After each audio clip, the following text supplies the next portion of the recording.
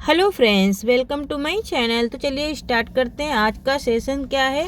काव्य की परिभाषा, काव्य के भेद। तो कितने काव्य हैं यहाँ पर हम लोग देखेंगे। आचार्य विश्वनाथ के अनुसार रसात्मक वाक्यम काव्य है ना, कि रस से जो काव्य बना है वही क्या है? काव्य है। अर्थात रसयुक्त वाक्य ही काव्य है ना। कि ये किसके अनुसार है? तो ये आचार्य विश्वनाथ के अनुसार है। आचार्य विश्वनाथ प्रसाद के अनुसार है कि रसात्मक वाक्यम काव्यम, इन्होंने इसका सूत्र दिया।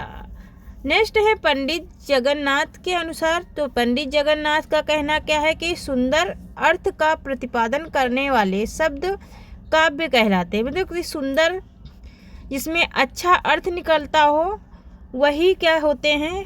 काव्य होते हैं, है ना। जैसे यहाँ पर विश्वनाथ प्रसाद ने क्या कहा कि रसात्मक वाक्यम काव्यम, है ना, कि रसों से भरा हुआ काव्य ही क्या है? काव्य ही क्या है? काव्य है। ठीक है। यहाँ पर इन्होंने क्या कहा कि सुंदर अर्थ वाले, मतलब कि वो इसमें दोनों में अंतर नहीं, सिर्फ इन्होंने इनका सूत्र में, इनके सूत्र में थोड़ा सा अंतर दिख रहा है। ठीक है। यहाँ है काव्य के भेद कितने होते हैं? तो दो भेद होते हैं, एक श्रव्य काव्य और दूसरा दृश्य काव्य। तो दृश्य काव्य का, श्रव्य काव्य का मतलब क्या होता है? जिस काव्य को पढ़कर या सुनकर आनंद प्राप्त किया जाए वहाँ श्रव्य काव्य होता है। मतलब कि अगर सुन करके हम, श्रव्य का मतलब होता है सुनना, ठीक है, तो उसको हम सुन करके आनंद प्राप्त करते हैं, कोई भी अच्छा महसूस करते हैं। यहाँ पर है दृश्य काव्य, जिस काव्य को देखकर आनंद लिया जाए, है ना। जैसे हम लोग टीवी देखते हैं ना, तो टीवी देख करके हम उसमें कोई मूवी देखते हैं तो क्या होता है, हमें कॉमेडी को देख करके हमें बहुत ज़्यादा हंसी आती है। ठीक है। उसी प्रकार से है श्रव्य काव्य के दो भेद होते हैं, एक होता है प्रबंध काव्य और दूसरा होता है क्या? मुक्तक काव्य। तो प्रबंध काव्य के तीन भेद होते हैं, महाकाव्य, खंड काव्य और आख्यानक काव्य, आख्यानक गीत काव्य, है ना। कौन कौन से होते हैं? तीन भेद, महाकाव्य, खंड काव्य, आख्यानक गीत काव्य भी होते हैं। किसके? प्रबंध काव्य के ये भेद हैं। ओके। तो ये प्रबंध काव्य के कितने भेद हैं? तीन भेद हैं। अब नेक्स्ट देखेंगे मुक्तक काव्य। मुक्तक काव्य के कितने हैं? तो दो भेद हैं, एक पाठ्य मुक्तक है, दूसरा गेय मुक्तक है। ठीक है। तो गेय मुक्तक के भी दो भेद होते हैं, एक तो होता है गीत और दूसरा होता है प्रगीत। तो प्रगीत, यहाँ पर प्रबंध काव्य और मुक्तक काव्य में अंतर। अब हम लोग देखेंगे कि प्रबंध काव्य में क्या अंतर है और क्या मुक्तक काव्य में अंतर है। ओके। तो यहाँ पर प्रबंध काव्य और मुक्तक काव्य में क्या अंतर है? ओके। तो ये अंतर हमको देखना है। ठीक है। आचार्य रामचंद्र शुक्ल काव्य की परिभाषा दीजिए एवं महाकाव्य के प्रमुख लक्षण और दो महाकाव्यों के नाम इन्होंने क्या किया है? लिया है। किसमें? प्रबंध काव्य में। ओके। दो महाकाव्यों के नाम लिया है और महाकाव्य और खंड काव्य में अंतर। ठीक है। अंतर हमको बताना है, तो महाकाव्य और खंड काव्य में अंतर लिखिए तथा दोनों काव्यों का एक नाम लिखने में क्या होता है, रचनाकारों ने क्या किया है, ये हमें क्या करना है? बताना है। ठीक है। तो यहाँ पर देखिए प्रबंध काव्य साहित्य की एक विधा है। ठीक है। प्रबंध काव्य क्या है? साहित्य की एक विधा है। ठीक है। और प्रबंध काव्य में कोई प्रमुख कथा घटना के आदि से अंत तक क्रमबद्ध क्या होता है? प्रबंध काव्य एक तो साहित्य की विधा है। ठीक है। एक तो ये साहित्य की विधा है प्रबंध काव्य, और दूसरा इसमें किसी भी घटना का क्रमबद्ध वर्णन होता है। दूसरा क्या है? यहाँ पर कथा का क्रम बीच में कहीं नहीं टूटा, मतलब बीच में कहीं पर भी टूटता नहीं है, और गौण कथाएं बीच बीच में सहायक बनकर आती हैं। ठीक है। जो और दूसरी कथाएं रहती हैं, इनके बीच बीच में क्या बनकर आती हैं? सहायक बनकर आती हैं। प्रबंध काव्य के भी दो भेद होते हैं। अब यहाँ पर हम लोग देखेंगे मुक्तक काव्य। तो मुक्तक काव्य का अर्थ है, मुक्तक का अर्थ है अपने आप में संपूर्ण। मुक्तक काव्य की वह विधा है जिसमें पूर्व पर संबंध नहीं होता है। प्रत्येक छंद अपने आप में क्या होता है? पूर्णतः स्वतंत्र होता है। ठीक है। इसमें प्रत्येक काव्य जो रहता है वो अपने आप में क्या रहता है? स्वतंत्र रहता है। ठीक है। तो इसे क्या कहते हैं? इसे मुक्तक काव्य कहते हैं। ओके।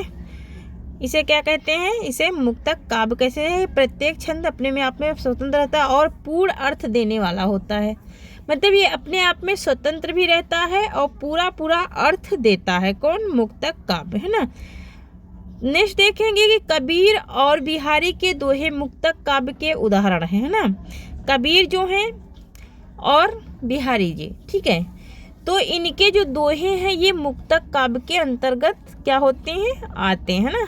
एक तो क्या है कबीर, दूसरे क्या है बिहारी। महाकाव्य में देखेंगे किसी महान कार्य का वर्णन करने वाली काव्य रचना को महाकाव्य कहते हैं। यह एक प्रबंध काव्य है। इसके अंतर्गत किसी नायक के जीवन का संपूर्ण चरित्र चित्रण होता है, मतलब उसके बारे में बताया जाता है। प्रत्येक पद एक दूसरे से जुड़ा होता है तथा क्रमबद्ध चलती है, क्रमबद्ध वो चलता रहता है। इसमें अनेक सर्ग अध्याय होते हैं, मतलब इसमें अध्याय होते हैं। जैसे महाकाव्य में कितने, पृथ्वीराज रसों में कितने अध्याय हैं, तो कितने हैं, 17 हैं। और इसमें कितने हैं, साकेत में, तो साकेत में 12 अध्याय हैं, ठीक है, 12 सर्ग हैं, ठीक है। उसी प्रकार से महाकाव्यों में क्या होते हैं, और यहाँ पर नायक मतलब कि जो उसका पात्र होता है और नायिका होती है, इन दोनों का वर्णन होता है किसमें, महाकाव्य में, ठीक है। ओके, नेक्स्ट है हमारा, नेक्स्ट देखेंगे। यहाँ देखिए इनमें अनेक सर्ग होते हैं, मतलब अनेक मतलब वही कई विभिन्न रसों और छंदों से ये क्या होता है, मिला हुआ होता है। जैसे कि रामचरितमानस तुलसीदास का है और प्रिय प्रवास किसका है, अयोध्या सिंह उपाध्याय हरिओध का, है ना।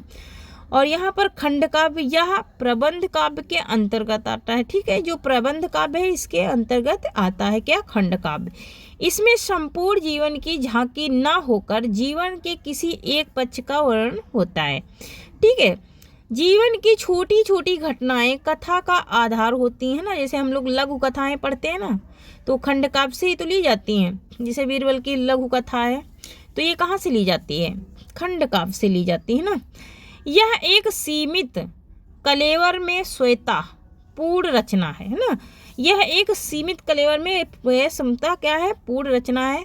यहाँ पर मेघदूत क्या है, खंड काव्य है ना। किसका है, कालिदास का है, जो कि किस में लिखा गया है, तो संस्कृत भाषा में लिखा गया।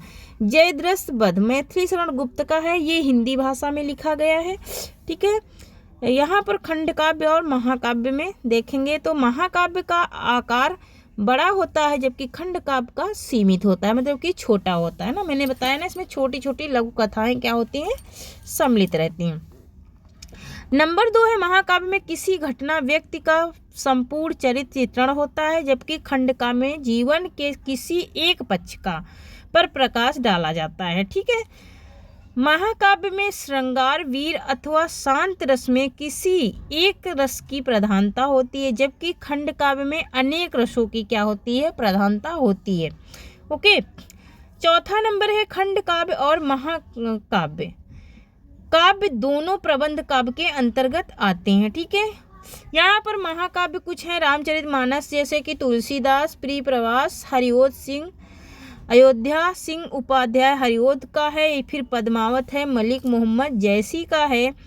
और नेक्स्ट है कमायनी है तो जयशंकर प्रसाद की है। साकेत मैथिली शरण गुप्त का है। और रामचंद्र का किसकी है, तो केशव दास की है, ठीक है।